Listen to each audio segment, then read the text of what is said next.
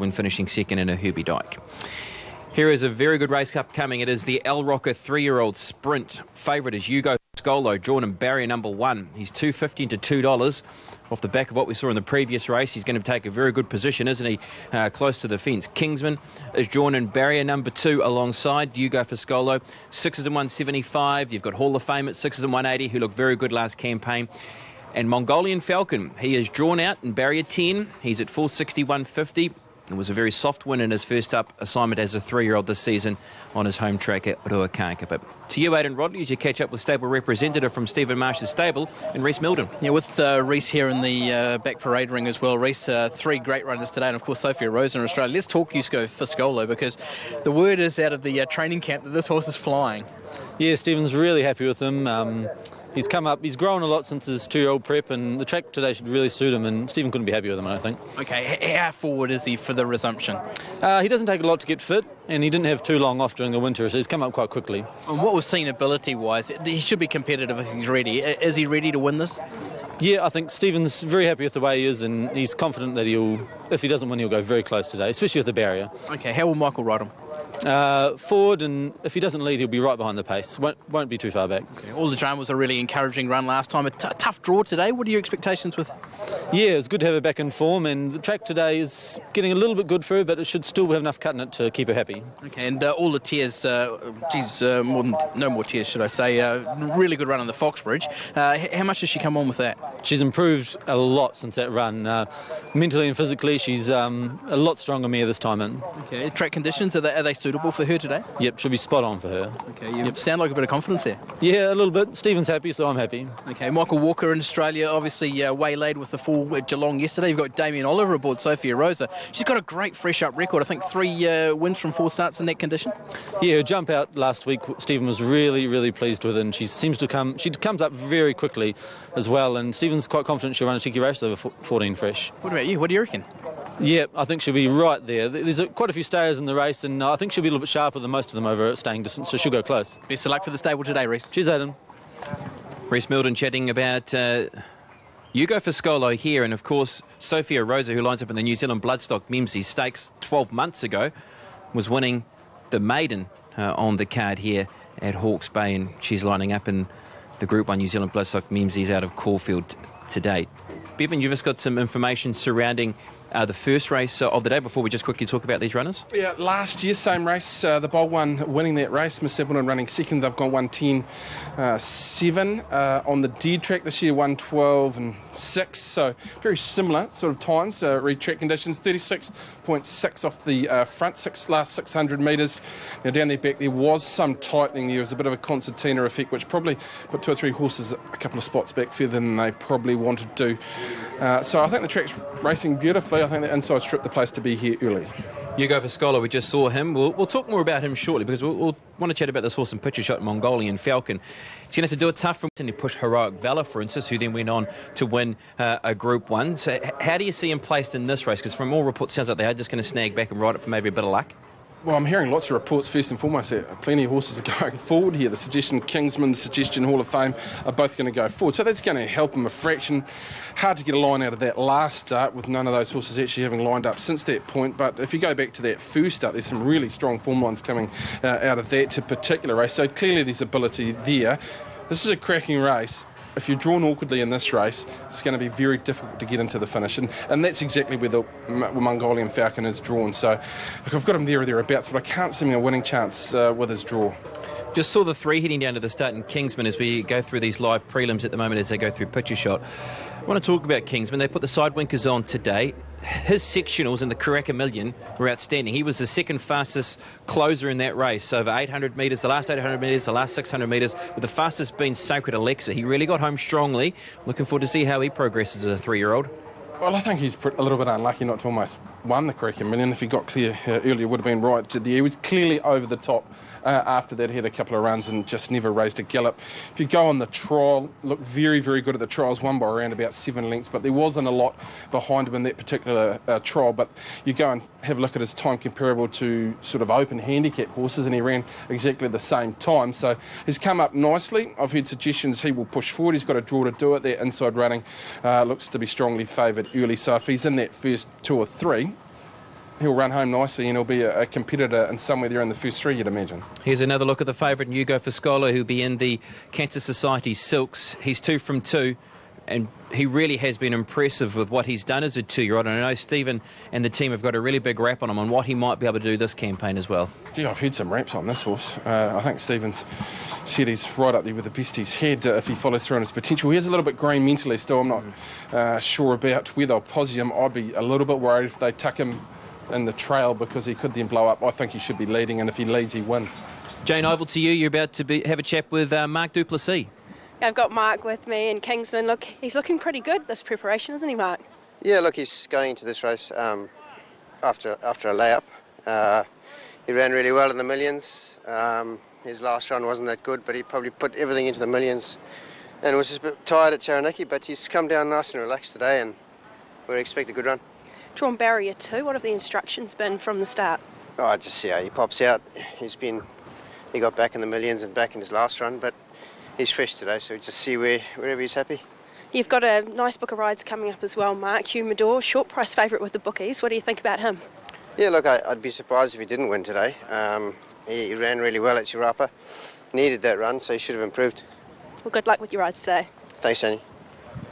Mark Duplessis chatting about his ride aboard Kingsman and also Humidor, who's going to start the shortest price favourite for the day. Here's Hall of Fame runner number 4. He was beaten here at Hawke's Bay, where he'd actually looked to have the race parcelled up and was gunned down late in the piece, and then he went to Pukekohe on a quick backup, and he was able to beat home his stablemate in Ginger Nutch, and he won very impressively there. I know that they are thinking some good things with this horse's preparation as well, you know, looking towards those better races, Hawke's Bay Guineas and 2,000 Guineas of the like. Yeah, the suggestion here is he will sit outside the lead. They've clearly got a big rap on him out of Tiako and the top couple of 3-year-olds they have here going forward. So his win was super. There's no doubt about that at Te Keane. He's a troll.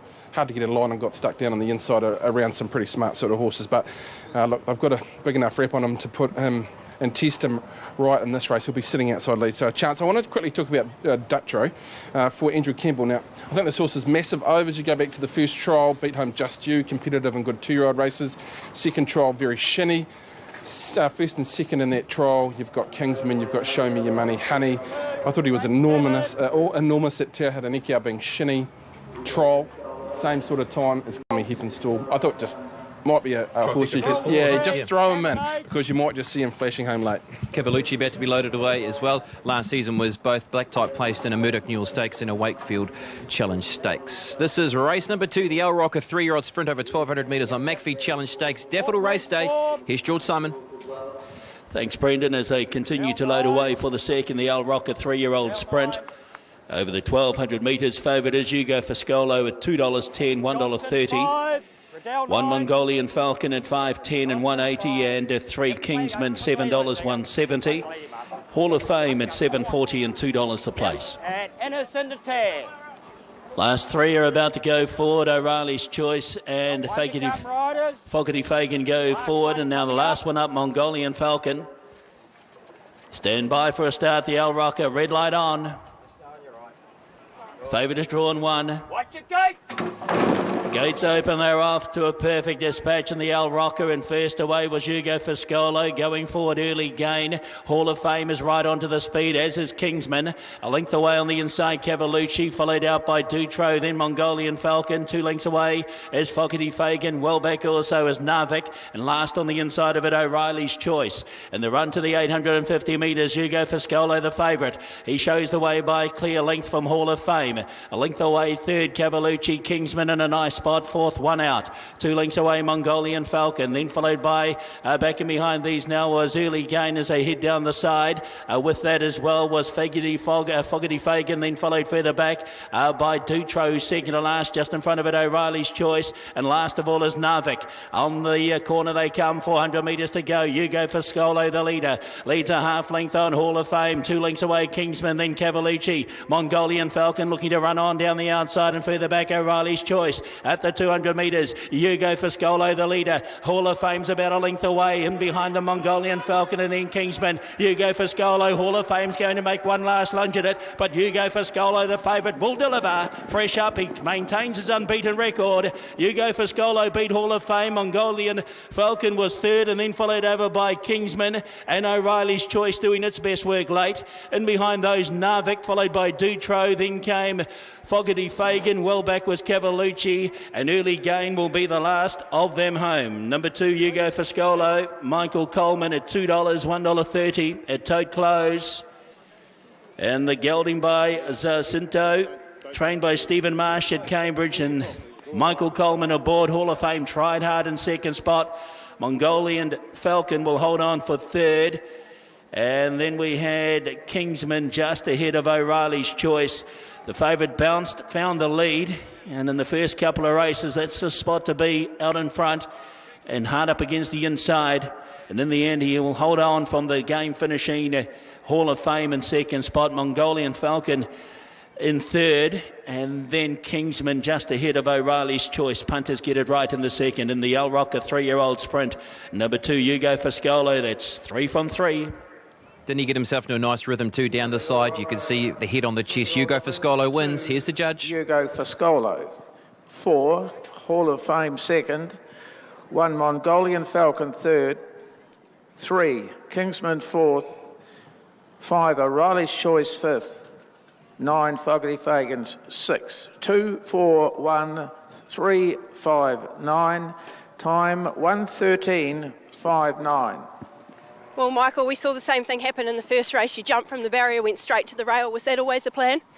Yeah, I just want to ride him positive from the number 1 gate. You know, I didn't want to take bad luck out of play, and he began nicely, and I got there with not too much pressure, and he came off the bottle quite nicely. He pulled me at the half mile and found a nice kick. Yeah, it's hard work coming to this headwind in the straight, but it's a pattern we're going to see throughout the day. It's pretty hard to make up ground from the ones in front. I just think with the headwind and the horses trying to make up ground in the straight, it's just going to be difficult. But for the horses behind midfield, it could be a little bit of a pattern. And Michael, 3 from 3 with this horse. He looks pretty smart, and judging by his coach, he's probably still got plenty of improvement in him too. Yeah, he's still got plenty of improvement. You know, I went down and galloped him at Taupo about 2 weeks ago, and he's come on nicely since then, and gave him a little jump out 10 days ago, and he's just kept on improving, so looks all up for him at the moment. Well done, Michael. I know Aidan's standing by with Bruce Perry. Thanks for that, Jane. And Michael Coleman, just reporting to Jane Ivor there, Bruce, that this horse is improving all the time. There's more improvement to come. It was a really good performance today from him. Yeah, I hope Michael's right, because, I mean, he's going to have to keep improving. There's probably a lot of improvement in the other horses as well. So, no, it's great. Good way to start the season for him. It's so clinical from him. Everything he's doing, he does right. He's won all his trials, won all his races, onto the Hawke's Bay Guineas, and hopefully continue a winning sequence. That's the plan, yeah. I mean, Stephen will make that call, but, yeah, next start, hopefully back here and, yeah, go from there. Do you think he's got the capabilities of going on to be a Group 1 winning horse this campaign? I do. It's hard to get a line on. It'd be neat to see him get a sit. But, you know, from the 1 gate, you've got to make the most of the draw and go to the front, and he did that, so no, it was good. Yeah, fantastic for Le Petagna, who, of course, you manage his bloodstock for. He's got Eleonora coming up in the special conditions race. I know she's bound towards the Victorian Oaks. What's the expectations today there? It's 1,200, and she's a staying filly, so, you know, if she's hitting the line, we'll be really happy. But, no, I think Murray and Andrew are pretty happy with the work and where she's at, so no, hopefully she'll go well. And what's the racing manager's word on Sophia Rosa for Melbourne? Oh, I'd love to see her win. Best of luck. Thanks. Yeah, nice interview there with Bruce Perry and Hugo Foscolo. Closed up at $1.90 and $1.10, and great to see the Cancer Society Silks home in race number 2, and $1,000 to the Cancer Society, and a good ride for Michael Coleman. He used the barrier draw, got the horse to relax into a beautiful rhythm, and he really was the one you wanted to be on. Once again, like the previous race, the second horse was second in running in Hall of Fame. Mongolian Falcon's done some good things late in the piece, and Kingsman has finished into that 4th position. Here's the result, 190, 110. Could have got 250 when the book did open. 190 for Hall of Fame and 150 Mongolian Falcon. 2-4 Quinella has paid $5.90. Trifecta $21.70, and the first 4 at 57 even. 2-4 1 and 3. That wraps up the result for race number 2, but your overall assessment of what you've seen there, Bevan? Well, they went markedly slower than the first, didn't they? So he should have won with the run he got. He put his head on his chest. He's shown a kick at the top of the straight. Is that a really strong pattern we're going to see throughout the program? I've got a niggling feeling it is. I think those back of midfield are really going to struggle to make any strong ground with the headwind and the way the rail is playing. So I think we're going to start to see a few jockeys getting a little bit itchy early to try and find a posse further forward than they possibly were thinking coming to the racetrack. But as the first race was, I think 1, 2, 3, 4 in that race will be back at the carnival, and they'll be very, very competitive. Yep, there's more to come from those horses and more improvement from those second, third and fourth horses to come, as well as they've just kicked off their campaign for 2016-2017 racing season. Schroeder Cavallo will start the favourite in race number 3 at $3.40 and $1.40, $4.10 and $1.50 in Galaxy Miss at